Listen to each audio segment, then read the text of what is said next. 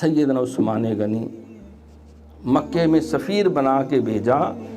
کیونکہ اس وقت 1400 صحابہ میں سب سے معتبر ترین جو ہے، جو مکے میں جا کے اسلام کی صحیح نمائندگی کر سکتے تھے، سب نے کہا صرف عثمان غنی ہے، یہ شیر کے منہ میں بازو دے سکتے ہیں اس وقت، کیونکہ وہ جتھے بن کے آ رہے تھے، ڈرا رہے تھے، دمکا رہے تھے کہ لڑائی ہونی چاہیے۔ اس وقت خالد بن ولید بھی ابھی تک مسلمان نہیں ہوئے تھے، وہ بھی جتھا لے کے آئے تھے، لیکن سرکار نے صبر کا حکم دیا اور سفارت کو ترجیح دی، اور عثمان غنی رضی اللہ تعالیٰ کو اپنی جگہ نمائندہ بنا کے بھیجا۔ افواہ اڑ گئی کہ وہ شہید ہو گئے۔ سرکار درخت کے نیچے بیٹھے اور اس ہاتھ کو جس کو عثمان غنی نے کبھی گندی جگہ پہ نہیں لگنے، فرمایا یہ عثمان کا ہاتھ۔